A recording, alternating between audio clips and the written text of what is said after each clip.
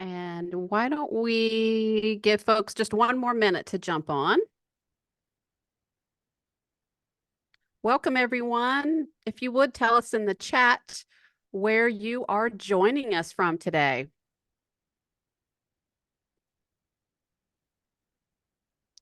Maureen is inside her home. Noreen, where is home? In Lake Forest, Illinois, which was one of the northern suburbs of I'm very Chicago. familiar with that area. Wonderful. I'm originally from St. Louis. Oh, how wonderful. Yes. Very cool. Midwest. Yes. Susan G is coming in hot. Welcome, Andrea and Tom and Carlos. Yep. And Beth, who is bringing in the rainy and gray weather from Oakland today. It is the same way here in the mountains of North Carolina. Same here in Austin. But I'll take it over the ice any day. And I can't see myself. Are we ready to go, Laura? Okay, take it away, Laura. Welcome, everybody. We're really glad that you're here, and thanks for giving us your time today. It means a lot to us, and we want to make sure that this is really valuable for all of you that are joining us today. So with that, we're just going to rock and roll and move right into things. We will use the chat a few times today, and please put your questions in there as when we get to the end. We'll make sure that we address all the questions. So let's see if we can make the deck move. Huh. We'll do it the hard way. Okay. We are going to cover a lot of ground today. I just want to prepare you for that. So kind of put up your tabletops, put on your seatbelts, move your seat up in a straight position because we are going to be doing some flying. We are going to talk about customer centricity as a starting point, because all value propositions should be customer centric in the way that they are developed so that they resonate with the people that you are trying to engage. We're going to then build a value proposition and talk about why it matters and what it goes into creating a value proposition. And from our perspective at VisionEdge Marketing, we'll talk about how we help our customers build them using a very traditional approach.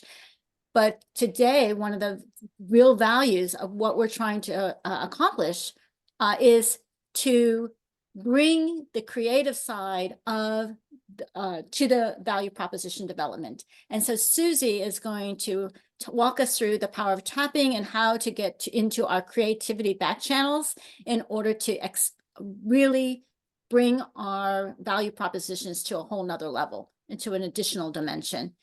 There's going to be some exercises associated with our work today. We'll do one using a more traditional approach, and then we'll go back using the creativity back channel to enhance our value proposition and talk about how you can apply these. So that's really important to both Susie and I, is that you walk away with something that you can actually use and do. So with that, a little bit more about me. I'm Laura Patterson, and I'm the president of VisionEdge Marketing. We'll be 25 years old in June, and we're essentially a growth consulting firm that focuses on using customer-centric strategies to grow. And when we built our company 25 years ago, it was on the premise that there are three key critical pillars. One is that you need to have data-driven insights in order to do really good growth strategies, that you need stellar operational capabilities, and you need to have really strong accountability and alignment around performance management. So those are the pillars that we bring to the conversation.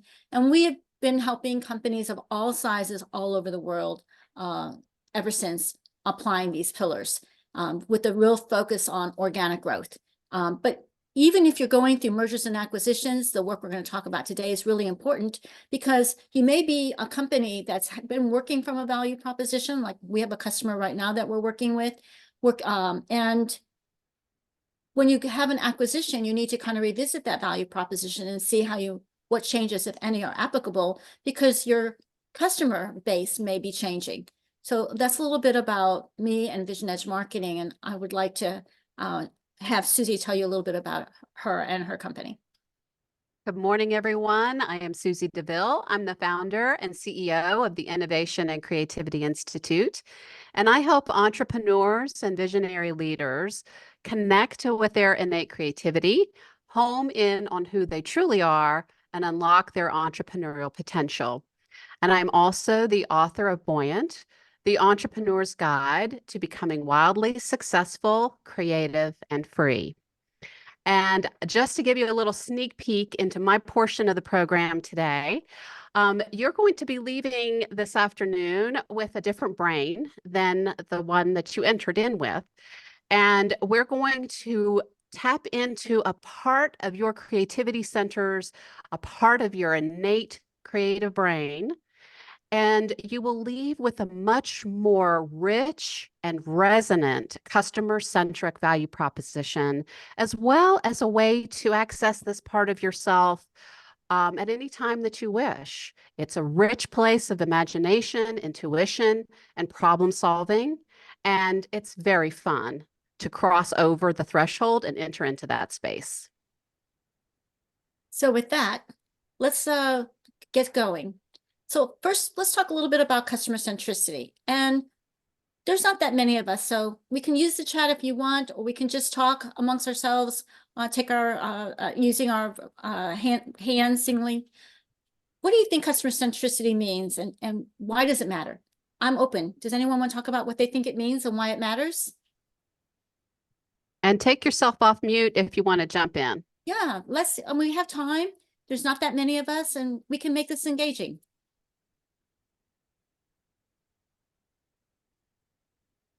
To me, it sounds like putting the customer first, Okay. and it matters because without customers, we have no business. Oh, So I love that. You're right, Beth. That's a really good point. Anybody else about what they think it means and why it matters?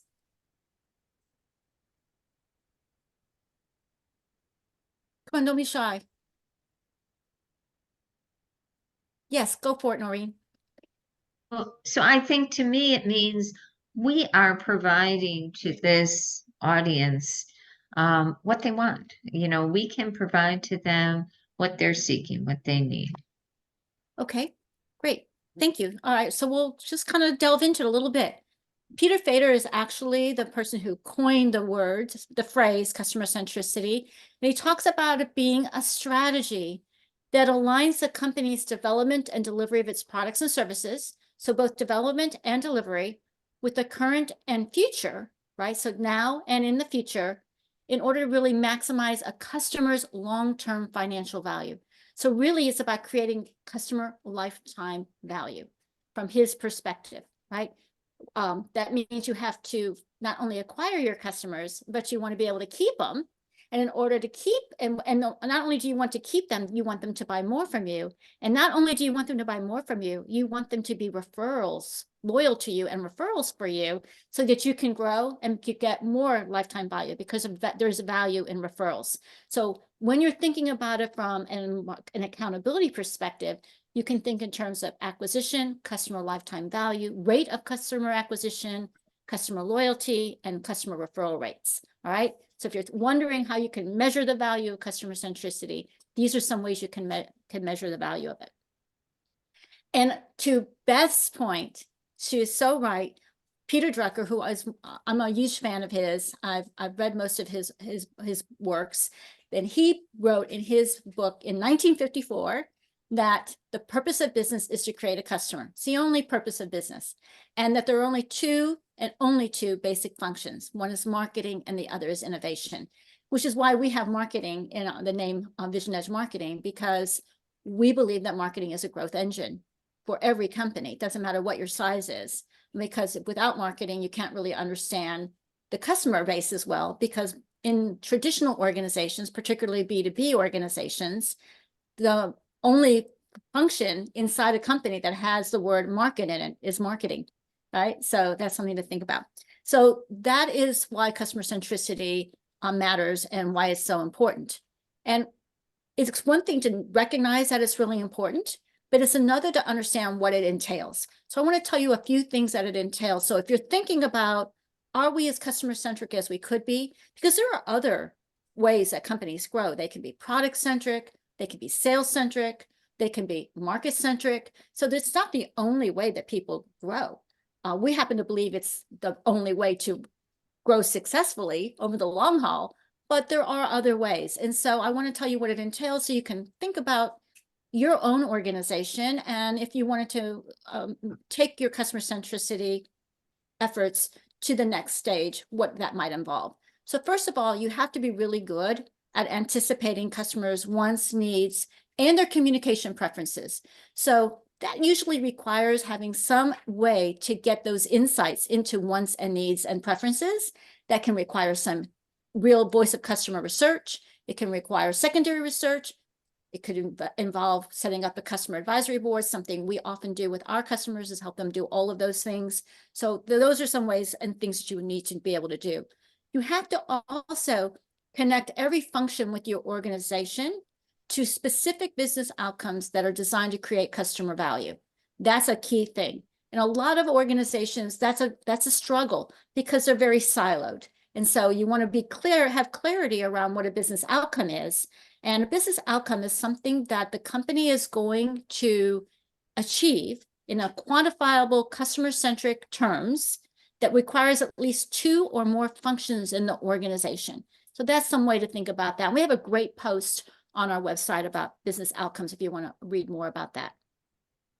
A third thing is that you have to use the insights, real specific customer insights, to steer business decisions. And a lot of times we might use other things to steer our business decisions, maybe what a competitor is doing or a trend in the marketplace. Those are really cool and important to know, but customer-centric companies don't ever take their fingers off the pulse of what the customer insights are. And so you have to have really good data around that. It's also good listening, really good listening, whether that's through your social media channels or other ways that you're listening. Lastly, you have to align your processes, culture and customer success all together around the idea of value creation, right? So remember, it's about creating customer value. Okay, so that's a little bit about 4 things. You might think about what kind of data you have or don't have access to, what kind of listening you do or don't do, whether you have a real understanding of our methodology for anticipating what customer wants and needs. Do you really understand communication preferences? Like, have you mapped the customer journey? These are all kinds of things you might think about in your organization. Because in order to create a value proposition, you're going to need that kind of information to move forward, okay? And so the next thing I want to ask you, same question. What do you think a value proposition is, and why do you think that's important? Okay, come on, guys. It's Thursday. The week's, you're warmed up. What else? What do you think a value proposition is, and why is it important? Don't make me play teacher and call on you. Okay, Laura, I'll help you out here. This is Marjorie Wilcox. So we Thank recently you. Hi, did Marjorie. a value proposition exercise, and we have since used it to create content for our website, to align communication with different areas of our organization, to really customize a value for different sectors of our organization. So I hope that helps. Yeah, that's awesome. And thank you, Marjorie. And I am looking forward to seeing you soon. So let's go through a value proposition for a moment.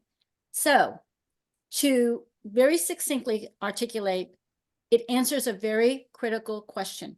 Why would a customer choose your product or services over an alternative? If you can't answer that question in your value proposition, you're going to struggle. So a really good value proposition answers this one critical question: why they should choose you over an alternative. Okay, so I want you to keep that in mind. And Marjorie's right, you're going to apply that in lots of ways. It is your entire reason for being. All right, that's the critical value of a value proposition. It is connected to your mission statement, but it is not your mission. Mission statements describe your purpose, your audience, and your key offerings. Your value proposition is your reason for being. And it describes how you're going to bring value to the customer. All right, I want you to really think about that. So all the things we just talked about being customer-centric, here's how it relates to value propositions, because those customer needs and wants that you got information about, and what product or service that you're being offered is what they need, and how it solves the problems they have or helps them achieve the opportunities they aspire to. All of those things are wrapped up in your value proposition. That's asking a lot of a value proposition, right? I mean, a lot hinges on this concept of a value proposition. So it's important to get it right. So a way to think about how you get started, in case you're wondering, how do we even get started? I'm going to take you through the traditional approach of getting started.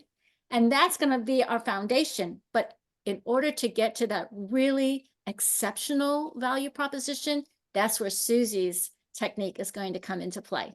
Okay, so Peter J. Thompson designed a concept called the value proposition canvas. It's really a simple tool.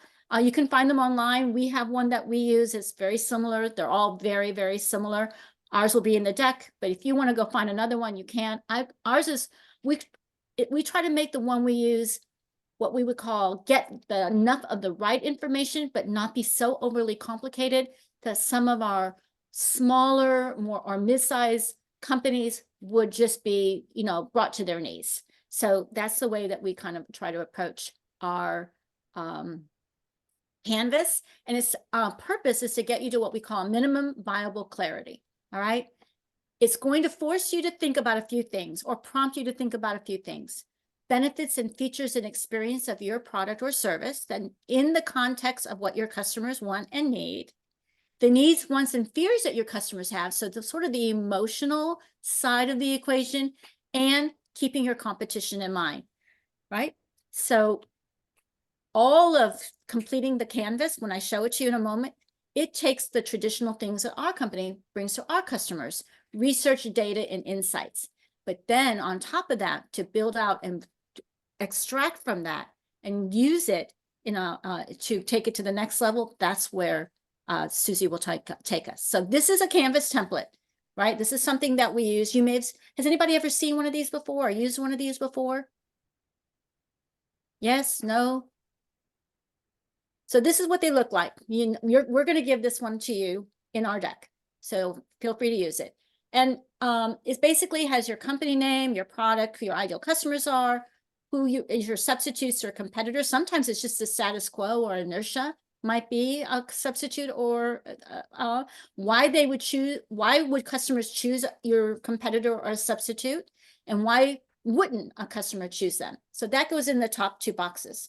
Then on the left side is your product or your offer. We're going to use product in a generic term, but whatever it is that you're bringing to the marketplace for your customers, and you want to talk about the experience with that, the features of that, and the benefits of that. We tend to put those over here.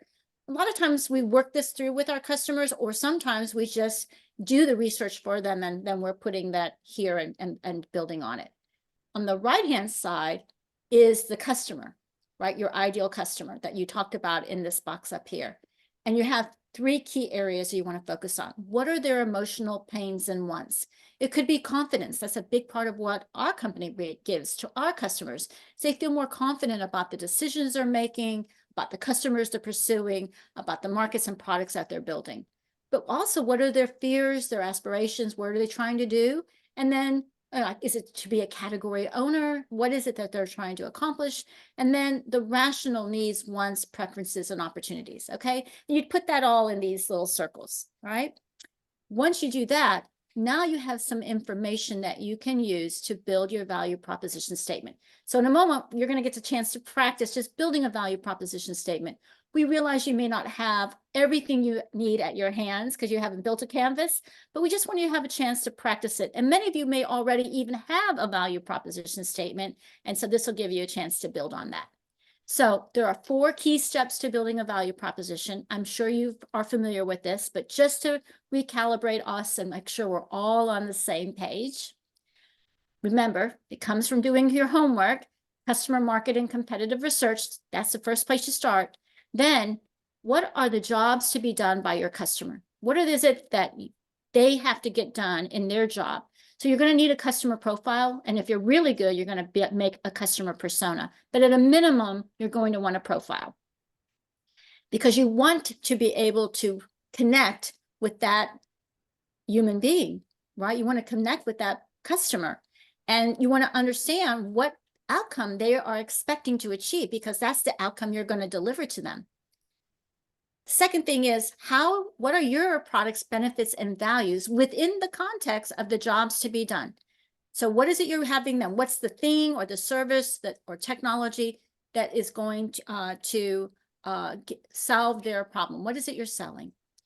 Then connecting those together, bring 1 and 2 together, right? Sounds easier and is easier said than done. And that is true, but that's where the real nuggets and gems are. And then using that and understanding how you're going to differentiate yourself from the customer. And whether, I like to use the word differentiate, but what you really want to be is distinct. How are you distinct from the competition? So given all those competitors that you identified and organized into buckets, what is it that allows us to differentiate? And so you probably have seen this very simple tool also that we use. And I'm going to use this as an example. So I'm using Grammarly. How many of you are using Grammarly in some fashion today? Anybody using it? Yeah? Okay. So it's a statement. It's our, whatever it is, product or service. In this case, writing assistance tool helps people, their customer segment. Now, remember, they're targeting all people. Imagine that. But they're very clear about the jobs to be done, who want to write, right? So that's how they have gotten to their job to be done. And what do they want to do? They want to write error-free copy with confidence. That's a value proposition for Grammarly. Unlike, here's their distinction, other AI-assisted tools, ours is easier to use and has a more extensive grammar checker, okay? That's a value proposition, all right? When you build that value proposition, then you can kind of bring it to life. And here's how Grammarly brought it to life in sort of you might see this out there, compose bold, clear, mistake-free writing with Grammarly's AI-powered writing assistant. You might have seen that on their website or in some of their copy. And then they transform that into things like great writing simplified or write it just right. If any of you have been paying attention to some of their advertising, it's write it just right. So this is how you take that value proposition and bring it into life. So with that in mind, why don't you guys take a stab for a couple of minutes, because we're only at 11:23, so we're right on schedule. Take a couple of minutes and see if you can write your value proposition using this approach. And you may already have one, so this is a chance to maybe embellish that a little bit.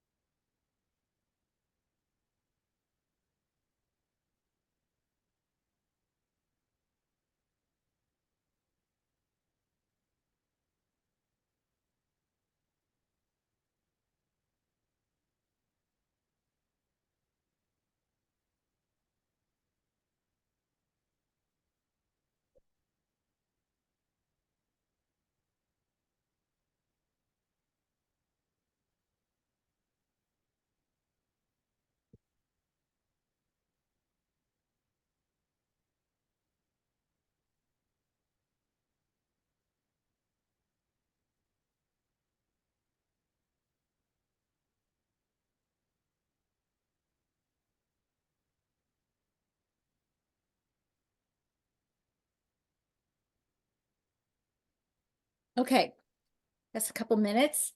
Has everybody written one or started one? Awesome. We have covered a lot of territory and we covered it really quick, really fast. You all were awesome. So here's what we're going to do next. I'm going to stop sharing. Hold on to your value proposition because we're going to come back to that. And I'm going to turn this over to Susie so we can do a little bit of creativity, accessing our creativity back channels, and then apply that to our value proposition. Thank you. Thank you. Okay. I know everyone has an amazing first draft in front of you. I am going to share my document camera with you so that you can see.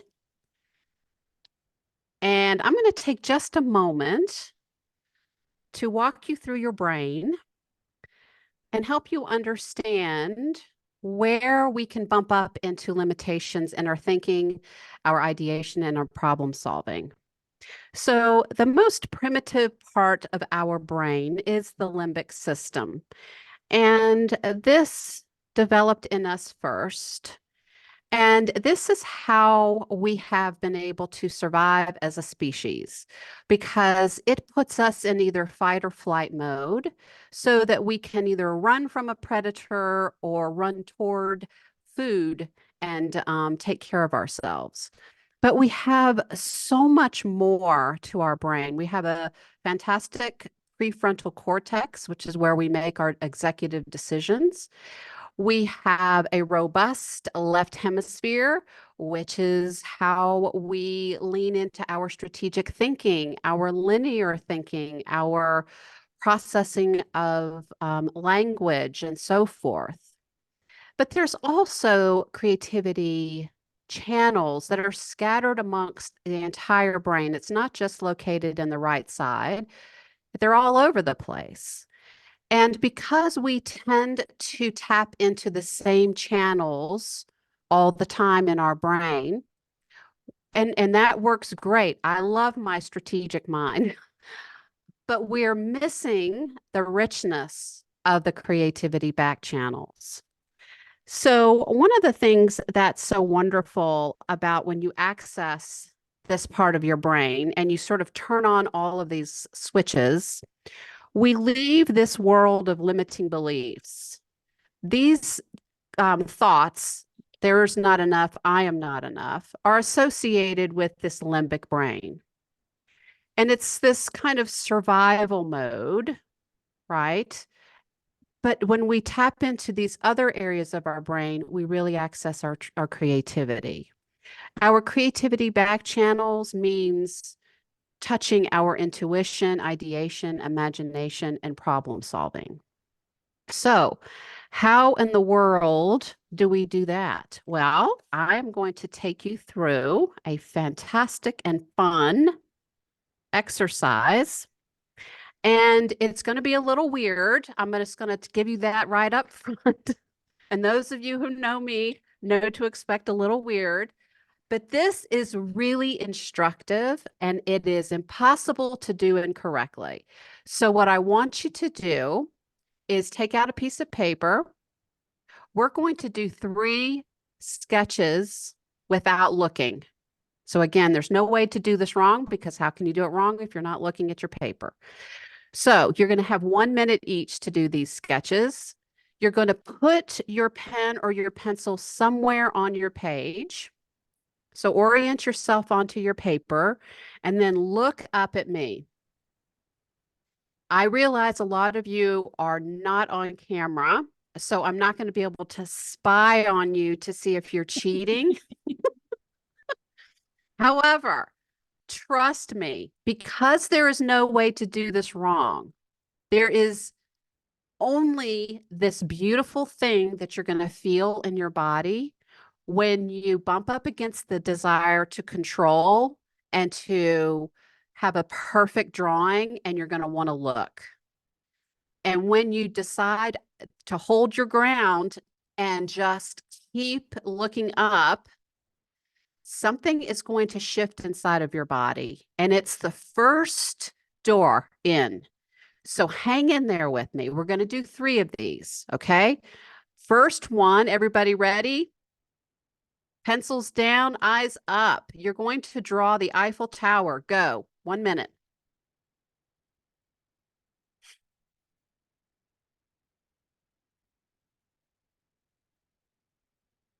No peeking. Laura, I busted you. The desire to look is so strong, but hang in there. It doesn't matter what it looks like. That's not the point. Okay, pencils down. Now, find another spot on the same piece of paper. Put your pencil or pen on that spot. Orient yourself, look up at me, and you're going to draw a bunch of grapes. Go.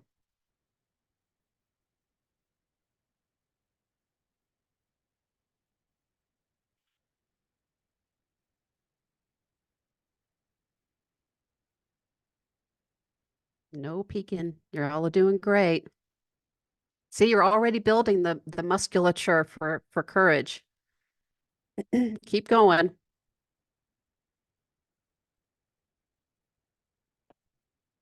Okay, pencils down.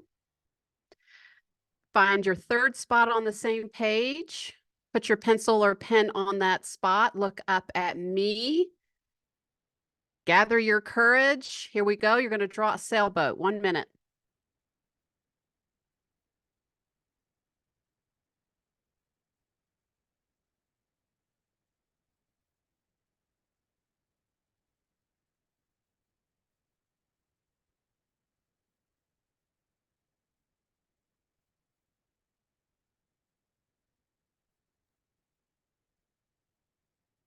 That was good.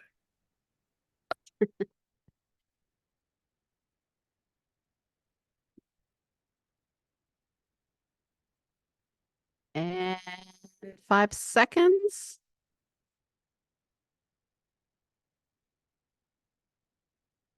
Okay, pencils down. Excellent. Pat yourselves on the back. That's a pretty intense warm-up exercise. And for folks who are not accustomed to drawing or sketching, I threw you in the deep end of the pool on purpose. But of course, there's no way to do this incorrectly. The goal of this exercise is for me to start to connect you into this part of the brain that we rarely hang out in. And number 2, to show you a couple of things. So take a look at your drawings. You have 3 sketches in front of you. Do you notice how you have a very similar line and style across all 3 of these images? Now, how is that possible? You weren't even looking. You had 1 minute, and this perhaps may be the first time you've drawn anything in months or years. How is it that you have this style? I would love for one person, we have time for one person to show their work. If anyone wants to come on camera and show what you've got, who's game? Laura, do you want to show yours? No, okay. Who wants to go for it? I'm game, Susie. All right, Beth is going to show us what she's got. I'm going to pin you. And just hold it up to the camera so we can, Let me let's take see. off the blur. Hold on. Yeah.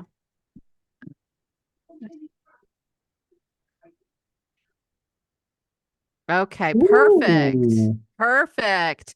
Okay, this is such a great example. She has a very strong, bold line. She also has kept her pen down onto the paper, and she's just moving intuitively here from one thing to the next, whether it's the Eiffel Tower or she's going from the hull of the sailboat to the sail, or she's going from grape to grape to grape. She has a strategy and a style that's very discernible here. Thank you, Beth. Thank you. So notice this about your own work. Why is this important? Because we can fall into the trap of thinking that we do not have a compelling and unique point of view. Your point of view and your perspective and your insights are so hardwired into you. The only job that we have is to surface them. So when we're doing something like crafting a value proposition statement that is customer-centric, we can effort and work hard and come up with a wonderful draft, like I'm sure you did several minutes ago, that accesses that left part of our brain, that strategic mind. But if we go a little bit more deeply, there is another layer. There are more and more insights that we can surface and reveal about ourselves and about our customers. So this next exercise that we're going to do is called a neurographics exercise. All you need is a piece of paper and a pencil or a pen. I'm going to go back to sharing my camera so that you can see what I'm up to here. And I have, I work in an A5 journal just for fun. And I would love it if you would create on your paper just a sketch of a box that is about 3 inches by 5 inches. Okay. I'm going to turn this around because it's not wanting to.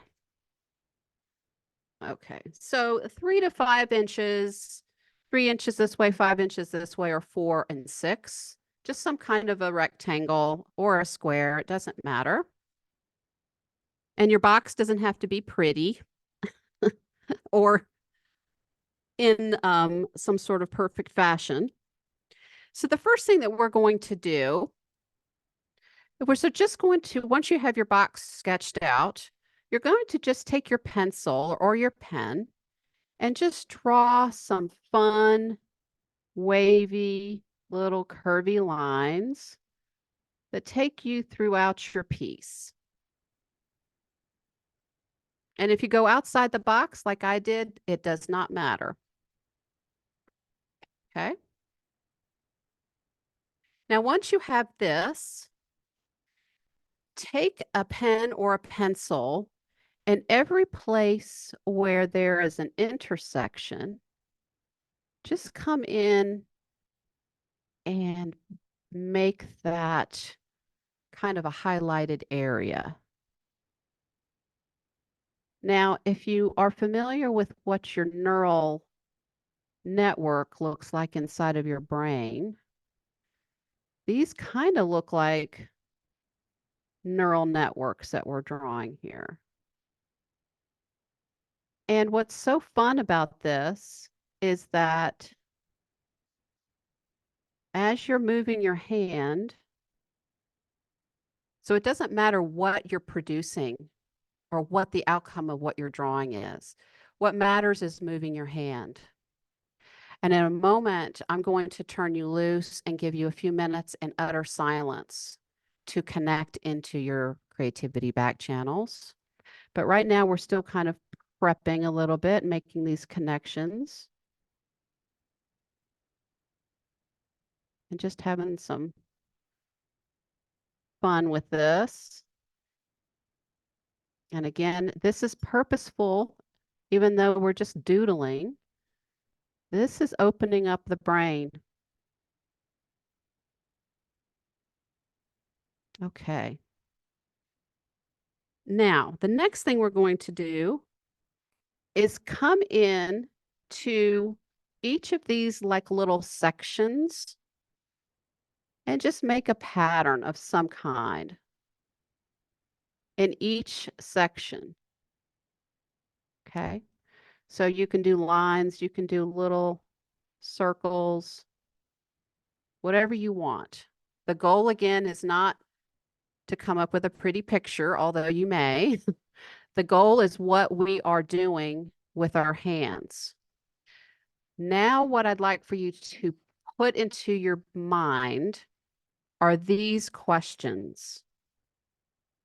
Why do I have the business I have? Why am I running the company that I'm running? Why do I want to connect with my customers? What is it that I believe? What is it that I value? What is it that I believe my customer wants more than anything? Where do I intuit that we're missing the mark? Where could we be better? Just kind of mull those questions over. I'm going to give you 3 minutes now to just fill in as you're thinking about those questions. Just see what comes up.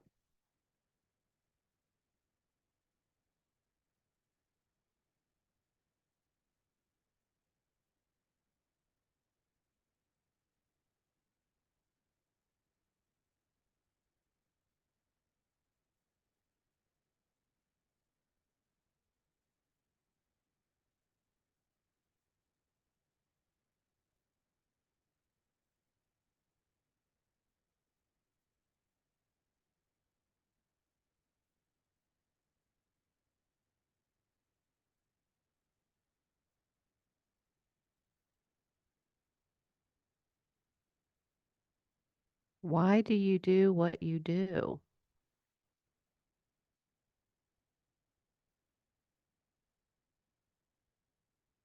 What do you think your customer needs that perhaps they're not even aware of?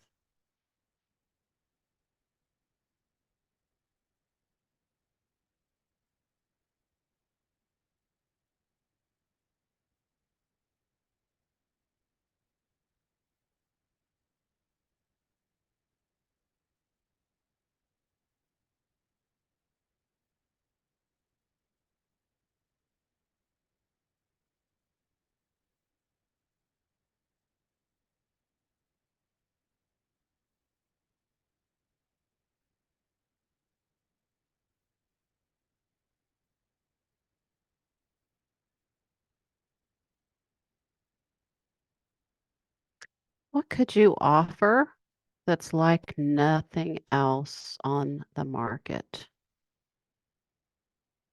And how could you articulate that unique offer?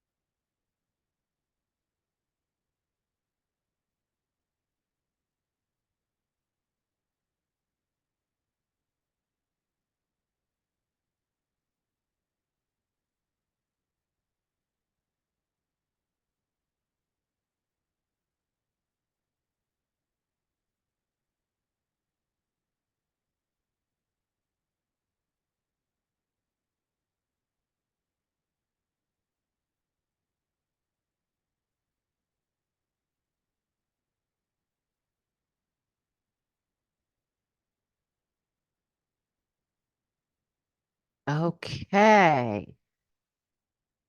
I would love for you now to take your first draft out, stay in the kind of dreamy state that you're in. Have a look at that draft now. And if anything came up for you while you were doing the neurographics drawing, jot some notes onto that piece of paper, even if it's bullet points, a flash of an idea, a flash of an insight, something that just came out of nowhere. Try to capture all of those ideas.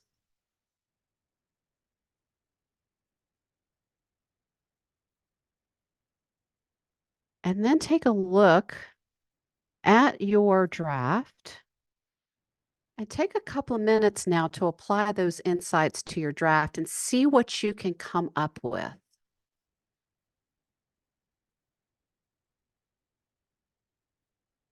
And let me know if you have questions as you're working on that.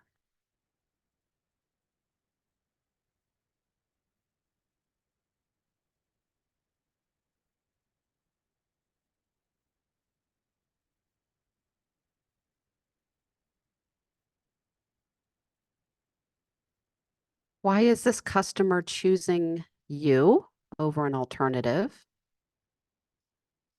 What is your customer's secret or hidden need? How do you bring value to that customer?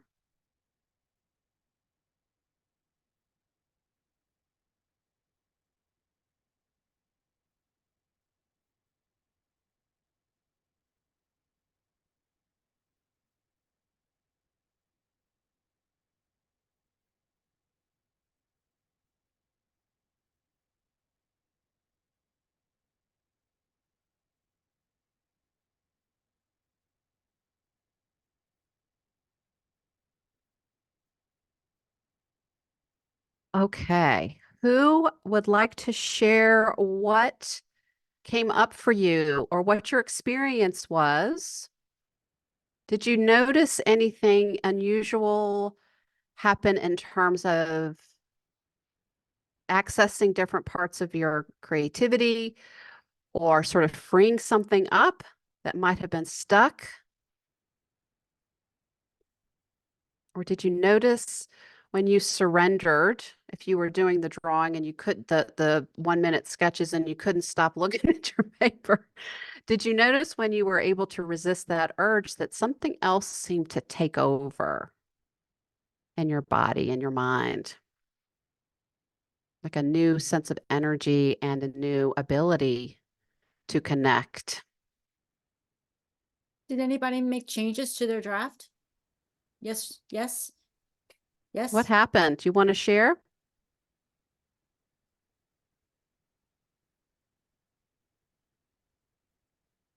Anybody else? I know we kind of went through this really quickly, but hopefully you're getting a really good sense of how you can build on what you acquire through traditional approach and make something better that allows you to even to work together. Imagine if you were doing this with others on your team and then thinking through how you might build on a value proposition. And this doesn't just have to be for value propositions.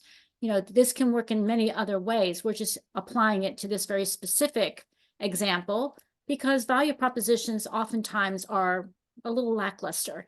So this is a way to do that. I know we're only going to have a few minutes left, and I know there's some other things that Susie and I want to cover.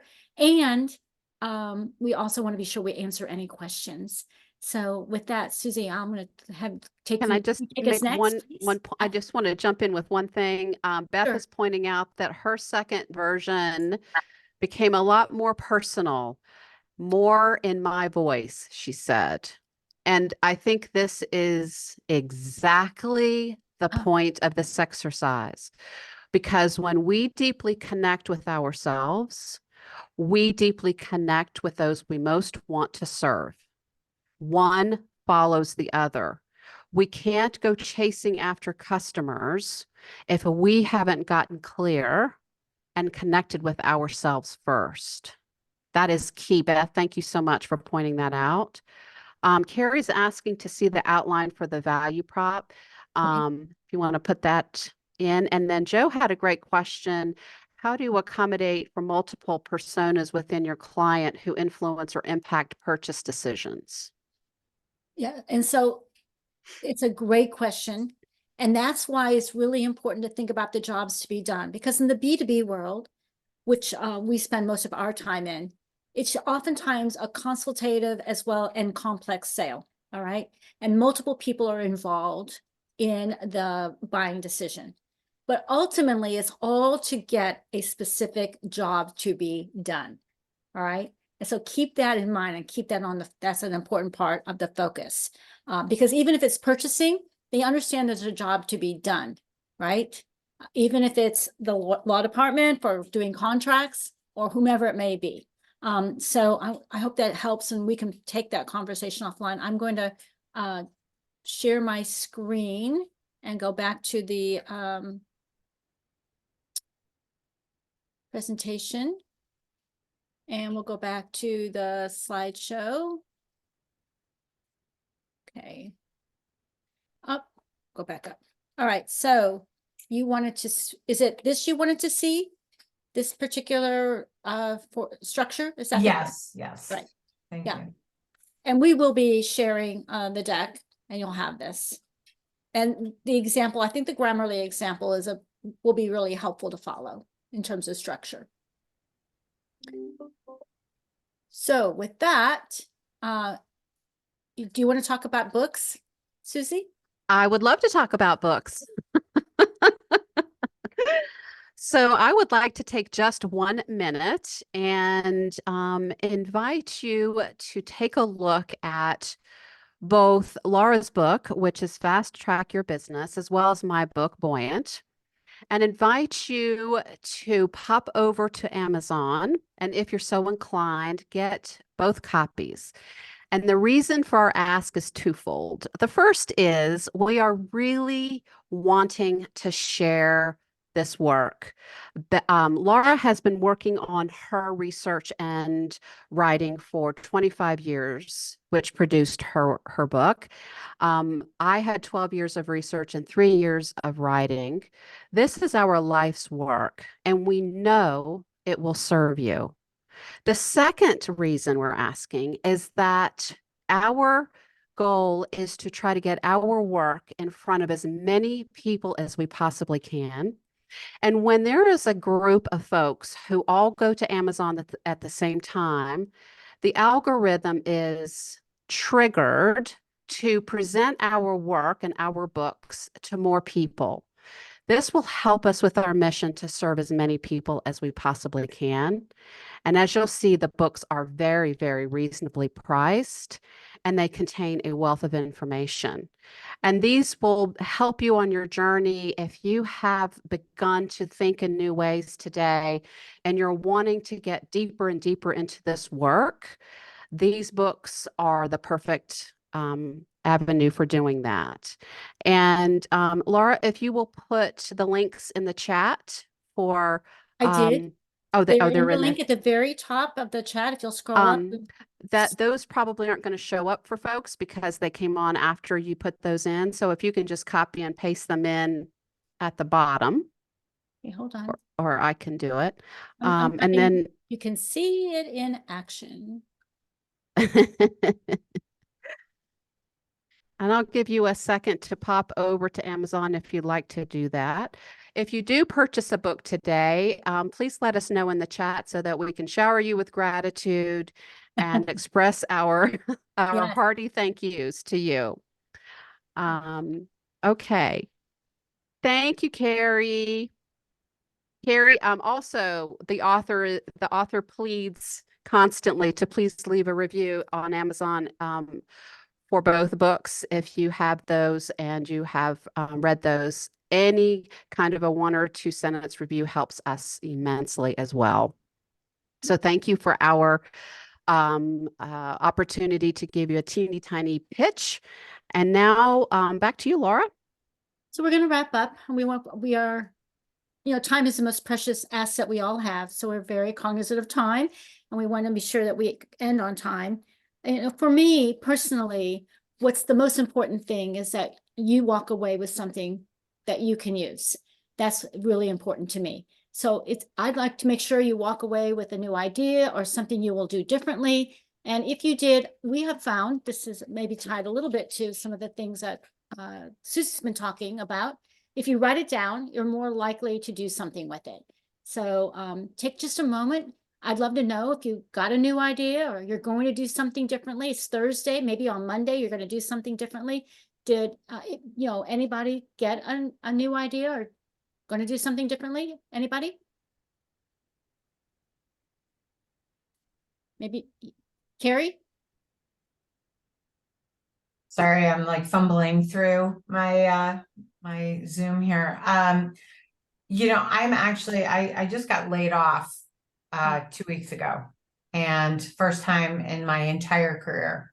And I am a creative director with a writing background, and I am trying to think, do I want to go back into my own business, which I did for a long time?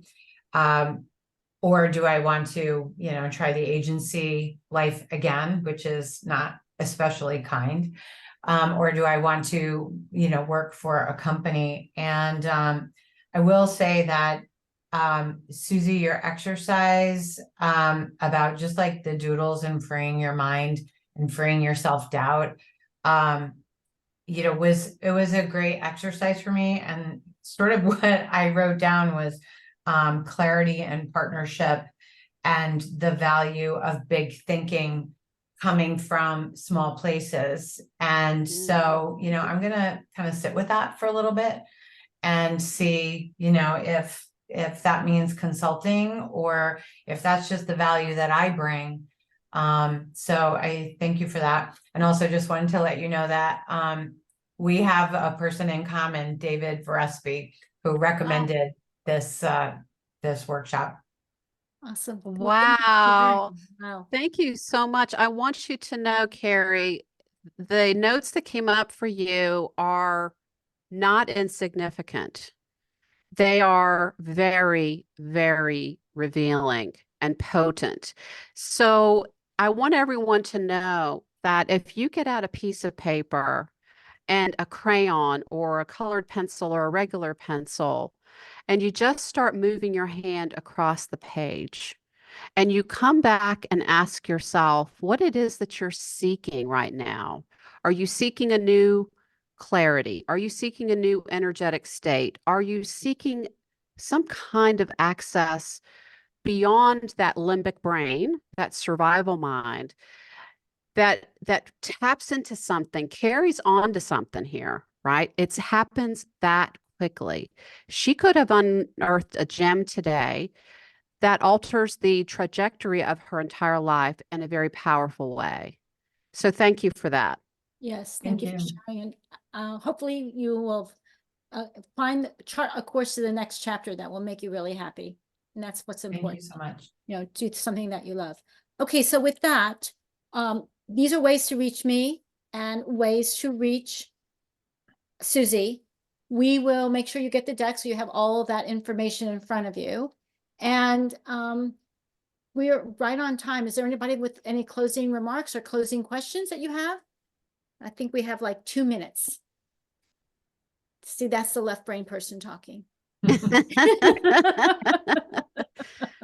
Left brain, that left brain is important, all right? That helps keeps our trains running on time. Yes. But when we go into the creativity back channels, that's the more explorer version of us. This place where we may not know what's going to happen, and to have a little bit of courage to stay in the unknown. Because when Carrie pointed out, when we're in a period of transition or we're up against some kind of deadline or we're under a little bit of stress, that's what we need to lean into. The left strategic mind is going to give us more of the same.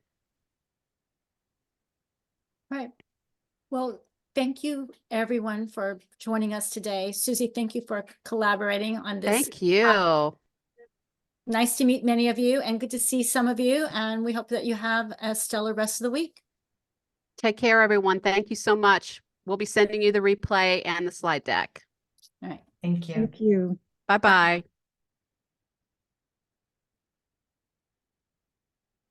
Susie. Okay, hold on one second. Hold on one second.